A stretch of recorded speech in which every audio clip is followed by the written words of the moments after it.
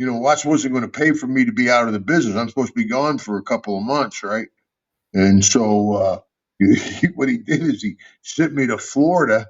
I went down. I'm working for Dusty Rhodes, and Kevin Sullivan possesses me, and I'm working with Dusty in first blood matches as a heel down in Florida, but up in Mid-South, everybody's mourning me being hurt as a babyface. I mean, that's how localized the business was back then. If the magazines didn't cover it, it wasn't there. And so Watts actually called me, wanted me to come back. I'm like, things are going pretty good down here in Florida. I was living. Jimmy Garvin's ex-wife had a nice house, and she had a little pool house, and I was living in the pool house. It was clear water. It was a lot of fun, and that was the party days. And there's a lot of party. Actually, the one time I went to Fort Myers. I was supposed to be in Fort Pierce. How far away are they from each other? Too far to make it. Oh, no. And I pull it up going, shit, they got a hell of a show here tonight. This place is sold out. Security's tried to stop it. They're like, hold it. I'm like, I'm a wrestler. The guy's like, hold it. I said, hey, I'm wrestling here tonight. He goes, no, you're not. There's a concert here tonight. Oh, no. Wait, what the hell? Fort Pierce. Did you get a bunch of heat for it, or was that a pretty common thing? Well, heat's all relative.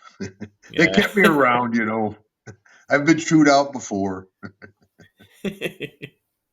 Well, the stuff with you and Dusty is pretty awesome, iconic stuff. I mean, you guys are working a bunch of First Blood matches while you're down there. Another good guy to say, work with Harley Race, work with Andre the Giant, work with Dusty Rhodes. What a crew to work with. Not to mention Hogan, Macho, and those guys. I mean, shit. Oh, amazing! And of course, and then Dusty's kid, DiBiase's kid, Norton's kid. That's right, and one of them happens to be the WWF champion right now. So, pretty fun footnote that you got to work with the old man and the son. And I've been 3 generations of Hennings. Yeah, I worked with Larry the Axe. I worked with Kurt, and worked with Curtis Axel. I didn't know that. You worked with all 3 of them. Yeah. That is wild. And I just saw, thanks to your YouTube stuff, the biggest distance between Royal Rumble appearances. The longest time between Royal Rumble appearances. Pretty remarkable stuff. And the first Royal Rumble winner, man, you and that event just kind of go hand in hand, huh? Yeah, that's been a good event for me. That's for sure. Yeah. Thanks, Pat Patterson. We got to do a Legend House coming up, man, so I can bury Piper. Oh man, that is coming up. Actually, we're going to do that one next month. We missed the pipe. Man, every time I see a photo of you two and see how much love you two had for each other, it's like, yeah, brother, I can't wait to watch that show back and talk to you about it here on the program.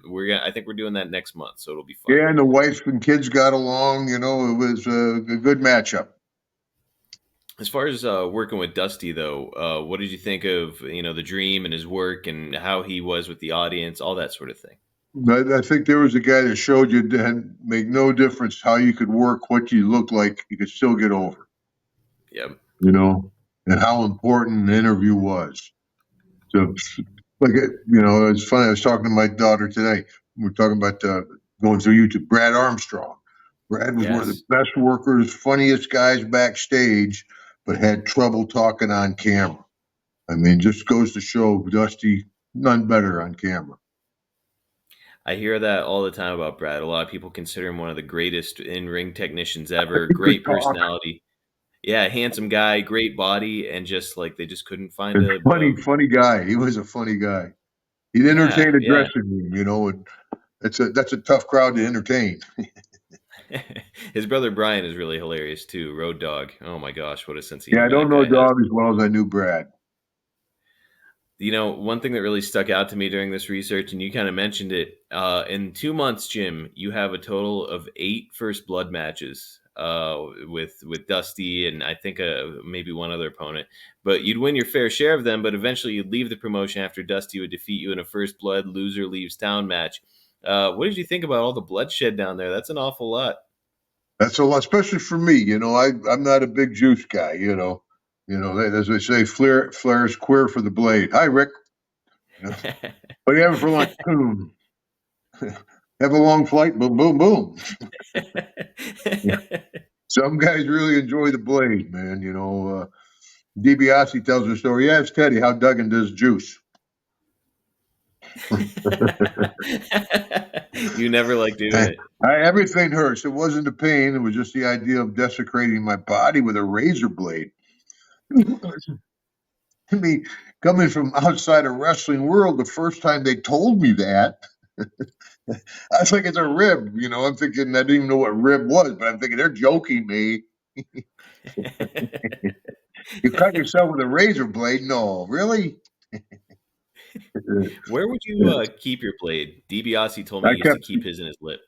Yeah, I kept mine on my wrist, man, and a lot of times I'm like,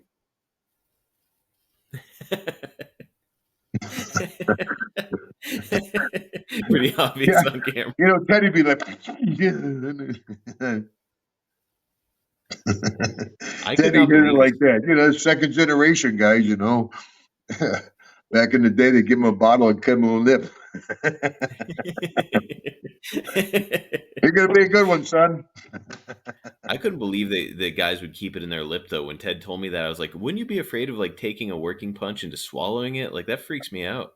That would freak me out pretty much, but their shows, I mean, imagine going up to an NBA basketball player and say, hey, in the fourth quarter, we want you to take a razor blade out, cut your head open, okay?